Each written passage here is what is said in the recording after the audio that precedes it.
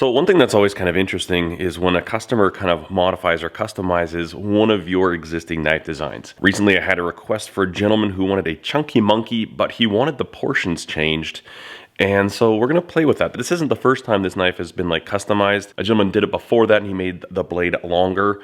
Blade length's gonna stay the same, but we're gonna shorten it up. And this is actually for a security contractor in Iraq. What we're gonna do is I've got a template for the chunky monkey. I'll show you. It's over here in my template drawer. There we go. Basically, I'm just gonna take this template, I'll draw it out, and then right now I believe the handle's about 4 inches, and he wants a 3.5 inch handle. So it's gonna shorten it up a bit. Also, please bear with me because it's minus 28 degrees Celsius outside, which is like minus 17 Fahrenheit. The old furnace up there, it's gonna be going a lot today, so we're just gonna have to live with it. And already the furnace is just going. It's cold, guys. I apologize. So here's the basic chunky monkey. Like that. I'm gonna do a quick outline here. One of my favorite things about knife design is that it's all, none of it's permanent, right? I get so many people asking me, oh, can I get that template? Can I get that template?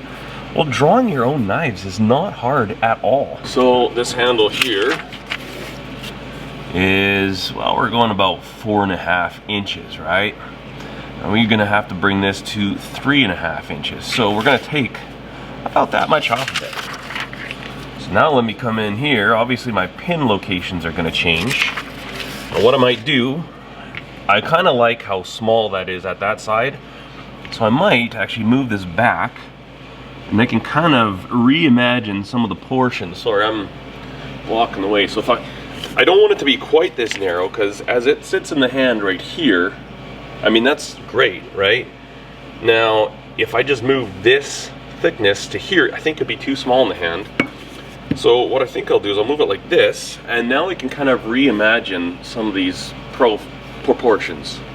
So I can kind of maybe come in, let's go back this way, and we're gonna draw this like this, and then a little like this. And you see now we're already changing the look of this blade. That's still way too fat, so now we're just gonna make that curve in there.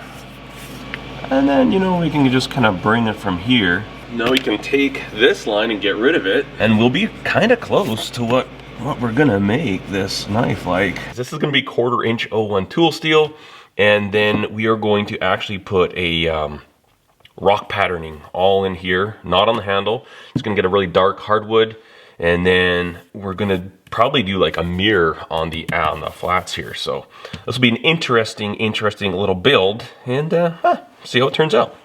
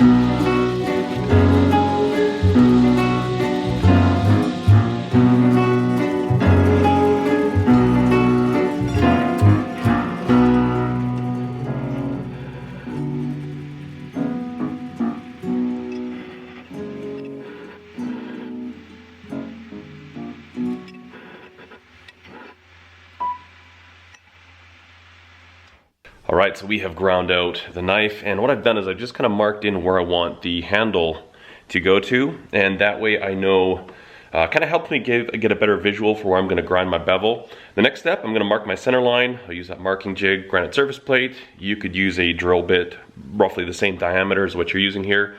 And I'm going to grind this thing to about 20 thousandths of an inch pre-heat treat. And O1 tool steel, it's very, very repeatable. I rarely have warps when I'm using O1 tool steel, so I don't worry so much about how far I grind pre-heat treat.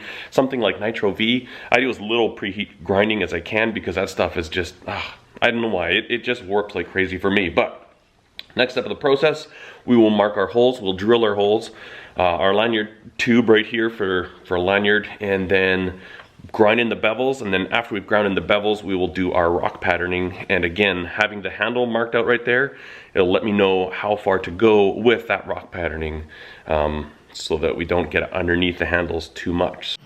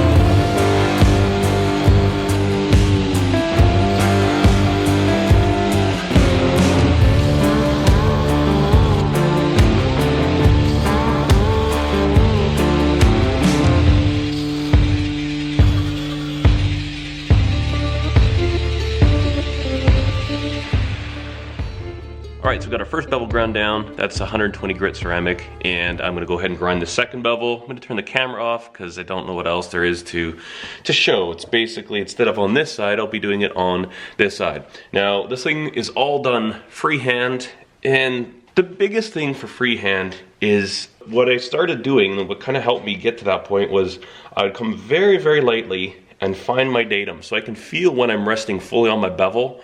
And boom, then I start grinding. Even if I need to move my grind line up, what I'll do is I'll find my bevel, make sure I'm there, put some pressure, but I can think about, and sometimes it's just a matter of thought, just think about twisting the blade this way a little bit, and that will kind of grow your bevel up. You know, I had this bevel was really low at the tip, and so I'd find my datum point right here, I'd drag it along, and as I got close to the tip, I would think about that, just kind of pulling it up a bit. And then also, with this being a curved blade, I also have to rock it this way a little bit as well in order to keep the grind lines running evenly to the center there. So if you've got a perfectly flat blade, that's fine. You can just keep it flat, do your thing. But if you have a curve, this is actually a bit of a belly on this blade here. You do need to kind of rotate it and rock it if you'd like to keep the bevel fairly consistent across the blade. But anyways, hopefully that might help you out. Let's go ahead and grind the other side. Actually, I'll give you a view with the GoPro so you can kind of see exactly what I'm doing.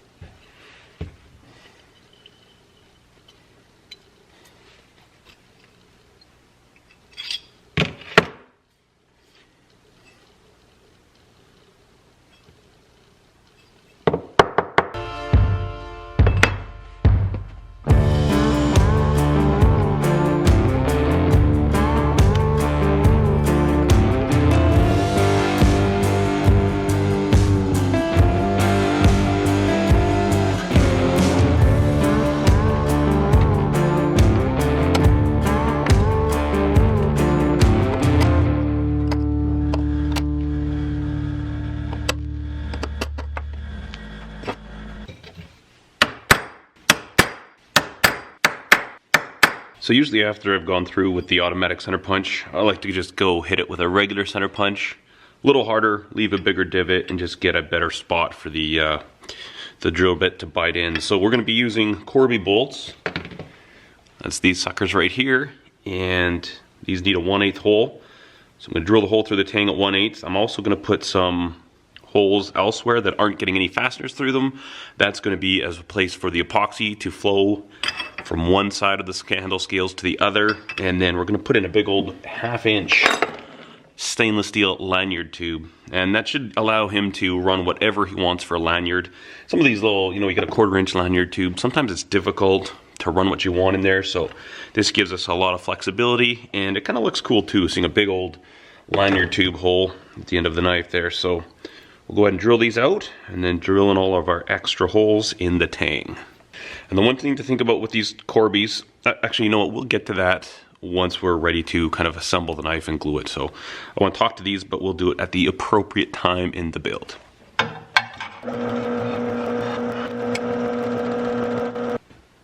Alright, so now what I need to do is drill out the holes for the epoxy to go through, as well as this 1/2 inch hole for our lanyard tube.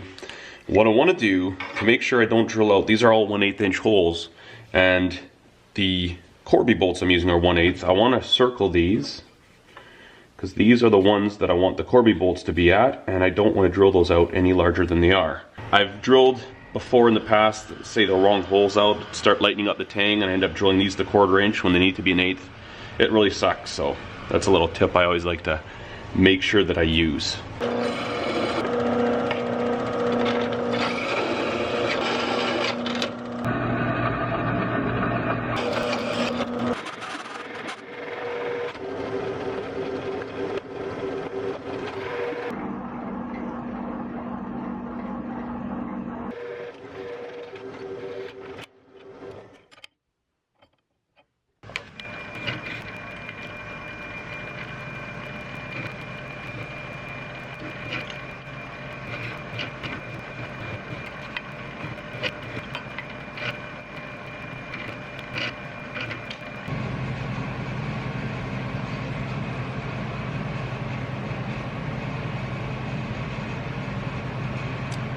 I actually kind of like that. Alright, so off camera, I actually ended up making these bevels a little bit bigger. I just wasn't super happy with how low they were, so I grew each side up, I don't know, probably about 1/4 inch, just so there's a little less meat up here. And especially when we start putting our rock patterning in here, if you have too much, it's really difficult. So that should be good. What we're going to do now is I'm going to put in a little sharpening choil. I've got the smallest little contact wheel I have. I think it's a 1/4 inch, and just aluminum oxide belt. I'm just going to carefully come in here, touch that in, and put in a nice little Spanish notch or sharpening choil. And what I love about those is it gives a definite stop to the blade. You can see here my plunge lines, I'll clean those up after heat treat, but they're fairly hard, right? So in this blade it wouldn't be quite as critical, but sometimes if you have a little bit more sweep to your plunge line, this is the plunge line, it's nice to have this Spanish notch. Otherwise you end up kind of, your actual cutting edge will start down here and it just kind of looks weird.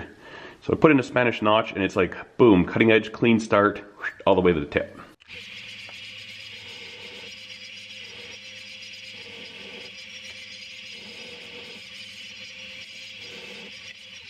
And that's literally about all it needs right there.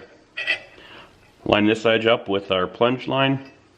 Happy with that. After heat treat, I might move it over a little bit, but I'll wait till everything else is finished out first.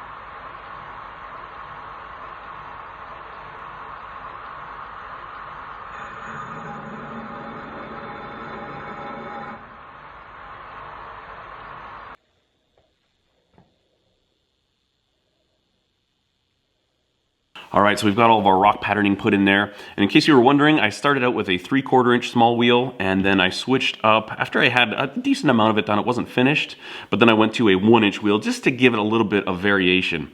The one thing I find difficult with rock patterning is that you want it to look random, but as people, we like to work methodically, right? We don't just, hey, I just did some random cuts. The next thing you know, this thing looks like a knife. So the way that I've found helps me when I start doing a rock pattern is I'll take the area that I need rock pattern. Sometimes it's a whole blade. In this instance, it's just this portion right here. And I'll just start with grind, grind, grind, grind. Do one pass, maybe 3 or 4 spots, alternating the angle, and then go back and kind of look at the negative spaces that you haven't ground. So you've got a grind like this, a grind like this, and here needs something. And I'll just try and think of what I could put in here, what type of a grind that's gonna be different direction, different depth, different shape than these two that it's between. And I found that really has helped me out. It's made it a very simple process. I used to kind of start at one end and go like this and work my way down. But I found it ended up looking too uniform sometimes, or I just spent way too long kind of getting it to look really random like a rock pattern should. So that's the way I've done it. Maybe that helps you out. And tomorrow I'll be heat treating this knife. I don't have time. Right now I've got to whip into the city. What I'm going to do with this build is I'm going to continue this little vlog style series throughout the week, and then on the weekend I will compile all the actual build footage and put that as a standalone build video. That way, if that's your jam, if you don't like these vlogs, you can just wait till the weekend, you'll have something to watch. But the one little bit of feedback I get from a lot of you guys that do like the vlogs is that there's a lot more information that you can glean from watching the vlogs. Example, I can take the time during a vlog style video to explain how I do my rock patterning. And the reason for that is because I don't need to cover an entire build in one video. If I were to go through and walk you through each process, that'd be like a 2 or 3 hour video, whereas I can take little snippets and, okay, we're gonna focus on the rock patterning, maybe share what I know about that. When we get to the handle shaping, I'll talk to that in a little bit more detail than you can get just from watching me do it in some fast forward footage. So that's the plan for this knife. Gonna finish vlogging it out here and then put the footage together on the weekend for you guys. Anyways, I hope you enjoyed this video, guys. Thank you so much for watching, and I hope you have a wonderful day. Cheers.